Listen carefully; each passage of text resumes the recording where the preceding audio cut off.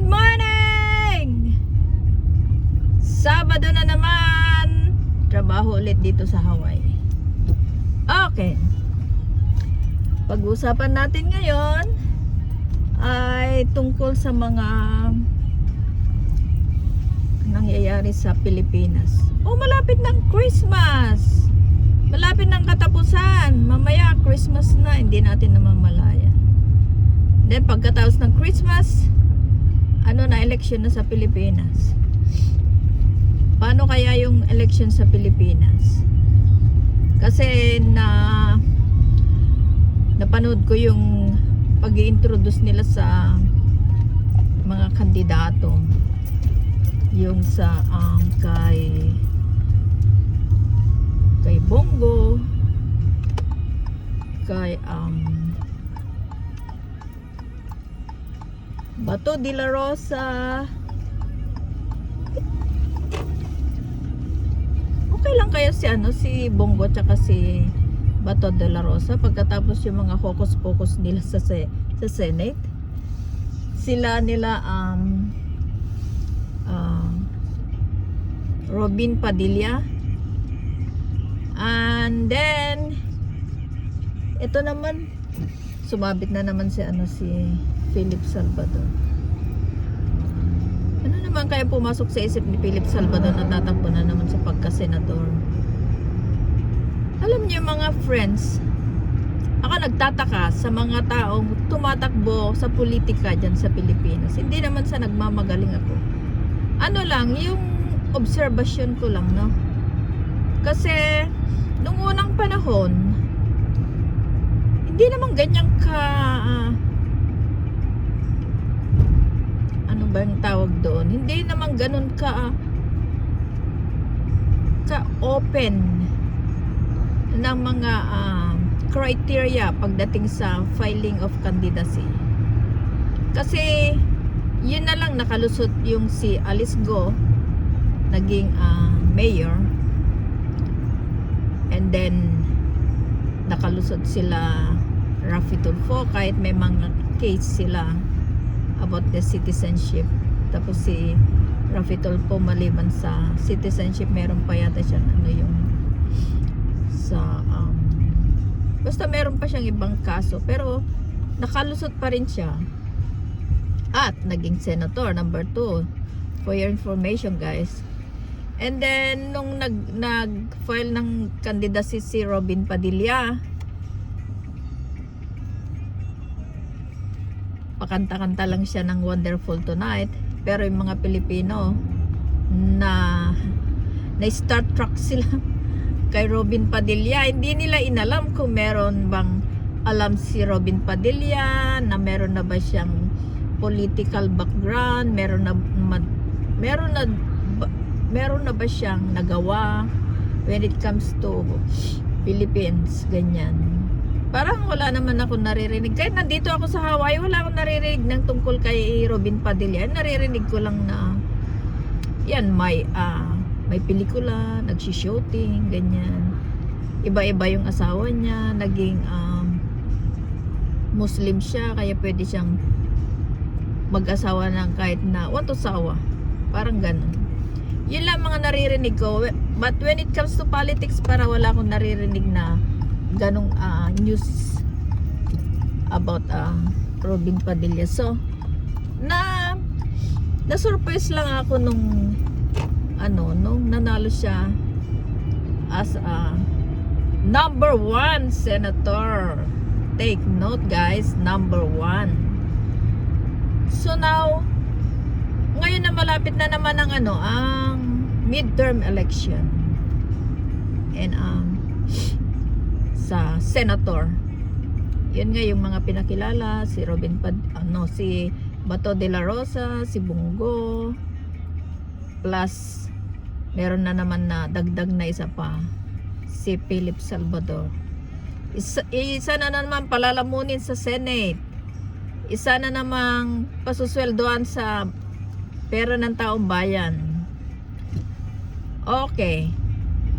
And then nag-introduce din si Bongbong Marcos sa mga kandidato sa side niya. Nandun si Tito Soto, it's fine. Parang wala rin ako naririnig na corruption about or wrongdoings about Tito Soto.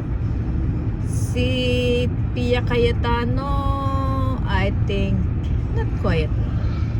Yes, no, hindi ako masyadong pabor kay Pia Cayetano kasi sila yung mga leftists. But anyway, si Bongbong Marcos, hindi siya yung, sabi nga niya, walang yellow, walang red, walang green, walang pink, ganyan. So it's a unity. Bongbong Marcos want to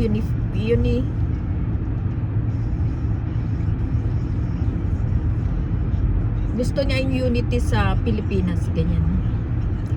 So andyan si Erwin Tulfo, di ba si Erwin Tulfo meron din siyang issue noon, kaya siya natanggal sa pagka Congress, if I'm not mistaken. And then ayan na naman siya, si Erwin Tulfo. Tapos doon lang ako natawa yung kay Manny Pacquiao.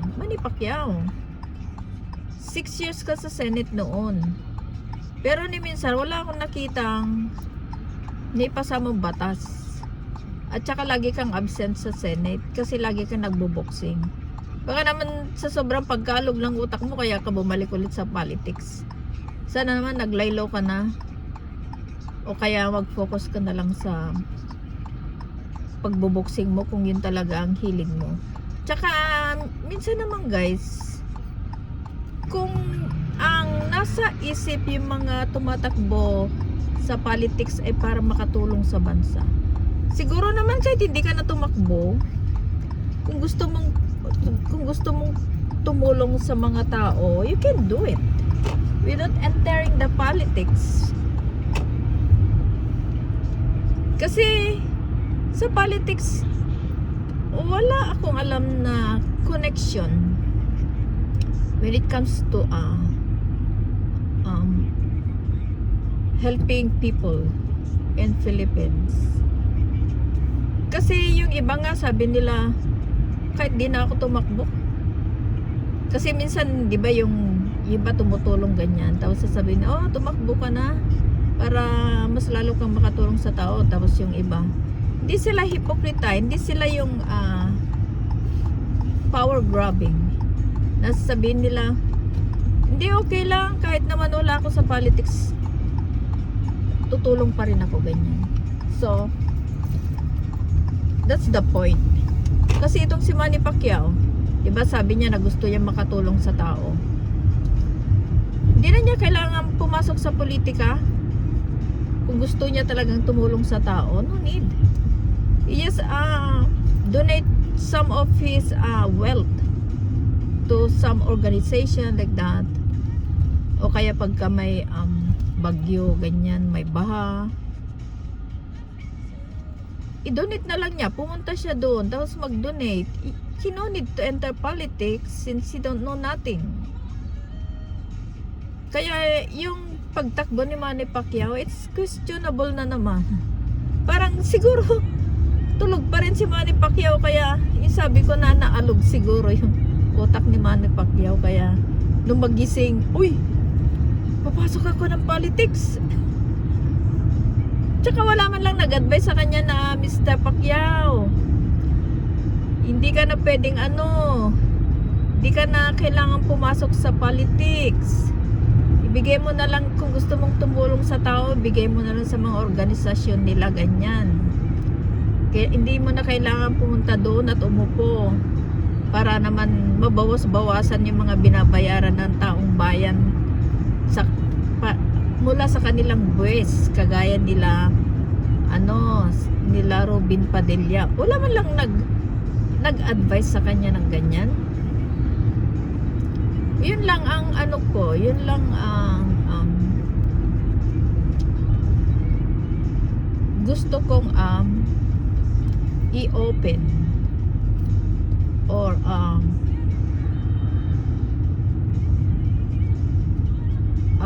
I don't know how to address. Basta yun lang. Bakit kaya sila papasok ulit sa politics since wala naman silang nagagawa? 'Di ba? So, yun guys, na yung mga sa mga botante dyan sa Pilipinas, hindi naman yung nagmamagaling ako. I just want to say something. I just want to give my opinion. Yan ang opinion ko. Na sa mga voters sa Pilipinas, sana naman piliin nyo naman, sana magising na kayo sa mga nangyayari sa Pilipinas, yung mga binoto, ganyan. Kagaya nila Robin Padilla. Sino pa yung nandiyan na nakaupo? Kasi wala naman silang ginagawa. Kung minsan, yung nga sabi yung mga vlogger, minsan sabi nila, itong si Robin Padilla palamunin. Oo, kasi minsan nakikita mo lang si Robin Padilla pag may hearing. Di mo lang siya nagtatanong. Doon lang, nakaupo. Tapos minsan na panood ko sa YouTube na sabi niya, na-awkward daw siyang magsalita o kaya magtanong kasi nag-i-English daw sila and hindi niya naintindihan. That's bullshit. Paano ka nagkaroon ng lakas na loob na pumasok sa Senate kung yun naman pala wala ka naintindihan na English? Alam mo, pagdating sa Senate nag-i-English sila. Ngayon na diyan ka na nakaupo, saka mo sasabihin na kaya nga hindi ako sumasagot kasi hindi ko maintindihan ng English. Hello sir, Robin Padilla. Anong reason bakit ka pumasok sa politics kung yun naman pala wala kang alam? 'Di ba? Parang hipokrito lang. Na alam mong halimbawa yung pupunta ka sa mag-a-apply ka halimbawa ng trabaho. Yung mga kasamaan mo sa trabaho halimbawa dollar speaking, lahat sila dollar speaking, ikaw lang Bisaya o kaya Pilipino, Ilocano, ganyan. Hindi ka lang ba nagdadalawang isip na ay, ayoko nga pumasok kasi sino makakaintindi sa akin? Lahat sila dollar speaking, di ba? Kaya si Robin Padilla, mga lumalabas sa bunganga niya, parang wala siyang utak. Yung sasabihin pa niya na ganyan on camera na, kaya hindi ako ganito ganyan. Tapos minsan parang ginagawa niyang laro-laro lang yung pagka-senador niya. Yung sasabihin niya na sasabihin ko na ba yung honor na i-move ko na o mag-move na ako, yung parang ganun.